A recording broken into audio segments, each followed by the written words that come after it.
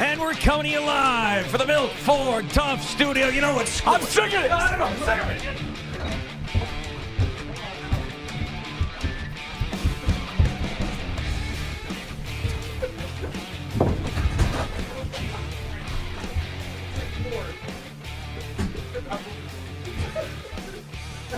All right, let's go. Let's get this show on the road. I don't even know if CBS Sports Network got the beginning of that. Good morning, Boomer. How are you? Oh, man, I am good this morning, man.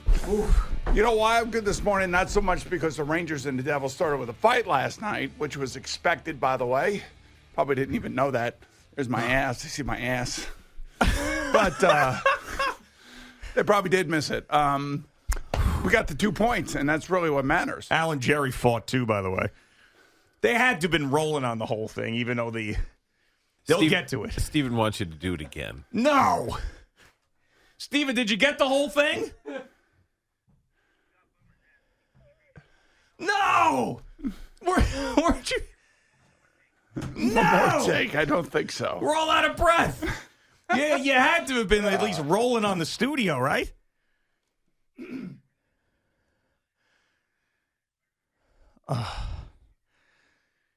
All right, well, you got the end of it at least, but you missed Al and Jerry. Oh, I'm out of breath. I could see that. You kicked my ass. I didn't kick your ass.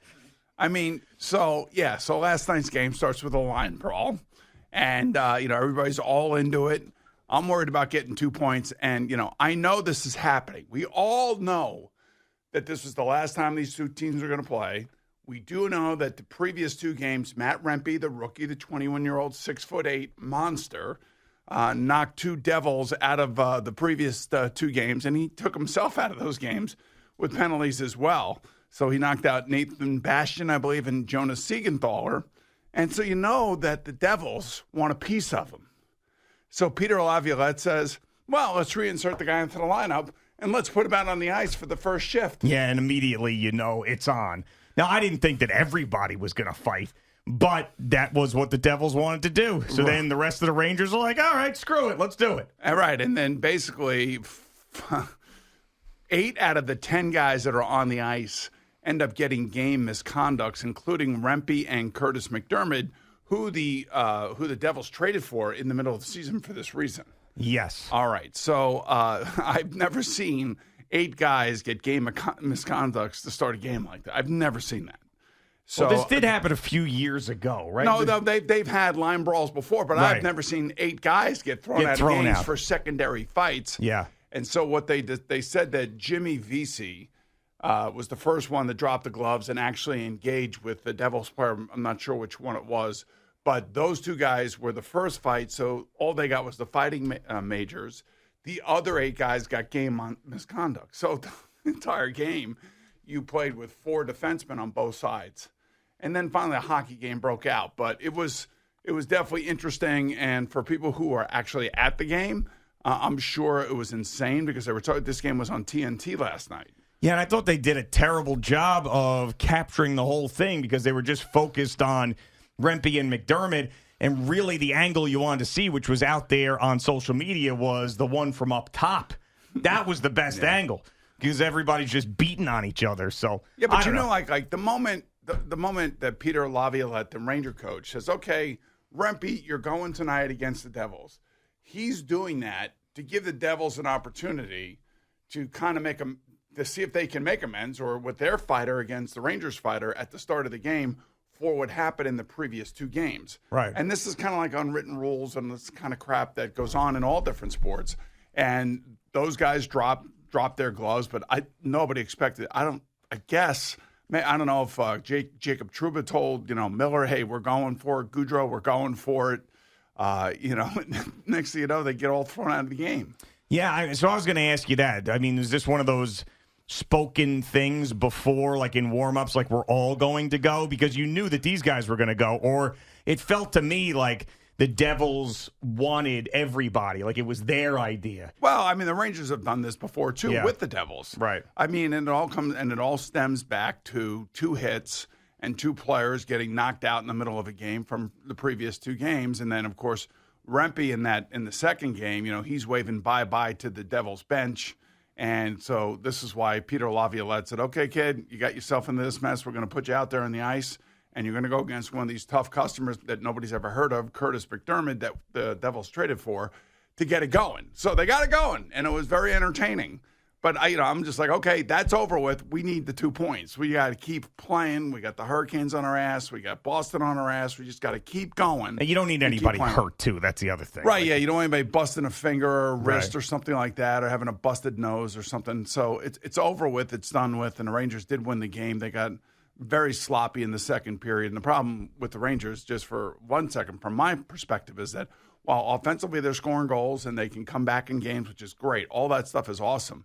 Their defense in some of these games lately, Flyer game, Coyote game, this game last night, they've given up, bunches of goals when there's no defensive coverage whatsoever. And there are guys that are turning the puck over like Kreider did last night to give the Devils a lead. And the Devils still have a lot of good young players, and they're going to be a good young team once they get their goalie and their defense figured out. But man, I'll tell you what, it was fun to watch it when you turn it on and bam, there they go. And the way the guys in the studio, Henrik and the guys in the studio, I saw that clip. Carter and those guys were all reacting. Henrik's fist pumping and smiling and having a great time. I mean, so not a lot of people like it. I like it. I think most fans like it. And I think if you were in attendance last night, you loved it. I don't know a lot of people who don't like it. I mean, it's also, there's so many plays in sports that people are defenseless in where they get hurt. Yeah. Where you get a running back gets the hip drop from behind that they're trying to eliminate, like a helmet to helmet over the middle that they're trying to eliminate. But this stuff happens even in hockey, like a slew foot, a 100-mile-an-hour fastball. Or twice last night, there were boarding penalties where you hit a guy square in the back up against the boards. Right. A 100-mile-an-hour fastball going at somebody's head. So the reason why I think that this is better than those things is it's two guys agreeing to fight, and they're both, ready to go. I mean, when people have a problem with it, I bring up all these other things that are within the game that could hurt people a hell of a lot more, that are more violent than two guys agreeing to fight for 1 minute. Well, the problem is that, very rarely do the guys actually get hurt in the fights. And I know this because Matt fights. But Matt fights within the unwritten rules of the NHL and respects the unwritten rules of the NHL. That's one of the reasons why he gave Rempe an opportunity for his first fight ever at the Stadium Series over at MetLife. Yeah. He knows who the kid is. He knows the reputation. So he says, hey, kid, you want to go? And the kid says yes. And Matt says, okay, let's go. And they fight the way they're supposed to fight on the ice. And it is an unwritten rule. It's a part of hockey. I know that there are some in our hockey, family that probably hate this kind of stuff, and you'll hear about it from the media that can't stand this kind of stuff.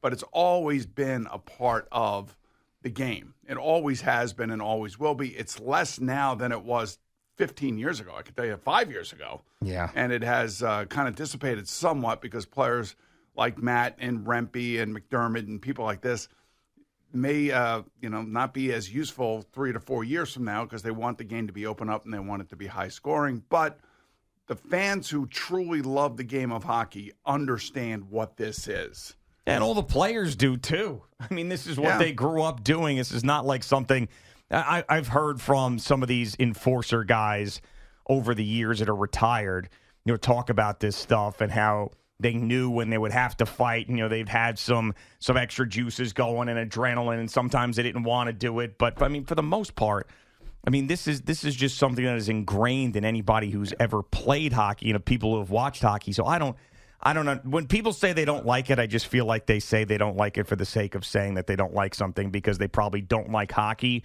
and this is a reason to knock it. And they probably hate MMA too as well. So, yeah, I mean, right. At the end of the day, it's two grown men doing what grown men are asked to do in their line of work. And they don't have to play. They don't have to do it. This isn't communist Russia where they're telling everybody what to do, when to do, and how to do it. I mean, it's just an accepted practice that's within the game, and it basically sets the tone for the game. And the game actually, for the most part, from a Ranger perspective, without the second period, I mean, it was a very, very skilled, very fulfilling game watching Jesper Bratt skating up and down the ice like he's Chris Kreider 10 years ago and making incredible passes. That's the skill that the Devils have, and the Rangers have that skill too. But this also probably goes back a little bit to last year's playoff flat performance by the Rangers getting knocked out by the Devils. Oh, sure. And so the Rangers sweep the Devils in the season series, I think, for only the third time, I believe. But that all goes back to last year as well. Because the Ranger players have basically said at the beginning of the season, if you remember, that they were fueled by that embarrassing exit last year in the first round against the Devils. Schmid. Yeah, so what do we need here to get this Rangers-Islanders first-round series? There's one of two things that can happen, right. Or one of three things, I guess, can happen. If the Rangers end up with the number one seed in the conference, okay, in the Eastern Conference, and somehow the Islanders get in with the number 8 seed, they could face off. The second wild card. The second wild card, they could face off. The other thing that could happen is that the Islanders could jump the Flyers within the Metro.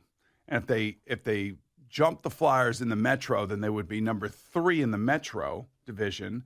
And if the Hurricanes jumped the Rangers in the Metro division and the Rangers ended up number 2 in the Metro division, you'd have an Islander-Ranger So there's a real good possibility still if the Islanders can find themselves in because they're 1 point out of that second wild card. Oh, they're right there, man. They're right there. But you want that or you don't want that? I'd love that. You would love it. I would love that. I think it would be great for hockey in this area. It'd be like intense, and that's what I want. I want hockey to be like it was last night. I want that intensity. This is the thing. As a hockey fan and somebody who has loved this sport for over 50 years, anytime you get one of these rivalries, and this is why the NHL sets up their playoff scheduling like this. They want rivalries in that first round. They want teams that can't stand each other. They want Boston and Toronto to be playing against each other. They want Toronto or Tampa playing against each other.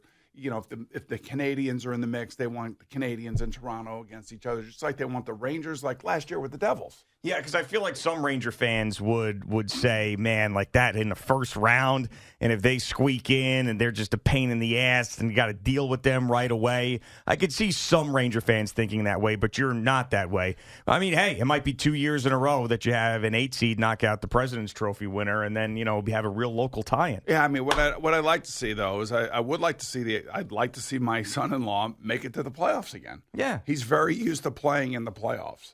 And that's the way his whole career has been, especially the second half of his career, where they have been in the playoffs. They have gone to the conference finals, and I would love nothing better than that to be the first round matchup. So if you could pick your opponent, you'd pick the Islanders. I mean, I would. I'm not afraid of any team that they potentially can play. I'm not afraid. I don't care. I don't care if it's Tampa with Kucherov and Vasilevsky and Hedman and Braden Point, and everybody can debate that all they want. All I know is that this team has given me a great regular season. I've enjoyed the hell out of it, but they know what is at stake, and they know where their legacy lies. Their legacy lies in those series that they play once the regular season is over, no matter who they play. Finally, you are agreeing with me of what I was saying last week. That's right. You fought me for 15 minutes, and you're saying this is a great regular season. All I was trying to tell you was it's all about the postseason with this team. You're not going to care. You're not going to remember the regular season if you get ousted again in the first round. And it's true. This regular season is epic for them. You don't understand. This is what I've told you. This is the first time in a long time Yep. for all of us who are Knicks and Ranger fans that we actually look forward to the next game. Like, you can't wait until they either hit the ice or they either hit the hardwood because of the players and the way that they are playing. And it's been a really, really enjoyable regular season. But you're right. It does come down to the playoffs. And the same thing will be said for the Knicks. In the midst of a 3-game losing streak right now, they're not playing their best. And one of the things that I think Henrik said last night in between one of the periods, it's not so much winning games, it's how you're playing. And are you playing solid hockey? Are you doing smart things? Are you doing dopey things like Chris Kreider did last night, throwing the puck from his blue line all the way back to his defensive blue line? Well, he was at the offensive blue line, to his defensive blue line, on Jesper Bratt's stick, and next thing you know, 2 seconds later, the puck ends up in the back of the net. You got to play smart and solid hockey. That's not smart and solid hockey. It's like Trouba against the Penguins. First play of the game, gives the puck away. It's in the back of the net. That's not smart, solid hockey. And that's the thing that you worry about if you're Peter Laviolette. You just want to be playing your best and most solid hockey going into the playoffs, and you want to be healthy. And right now, the Rangers can say that they are healthy, they are scoring goals, but I don't necessarily know that they have played their best defensive and most solid hockey. And that will change when the playoffs come because everybody's, awareness goes up.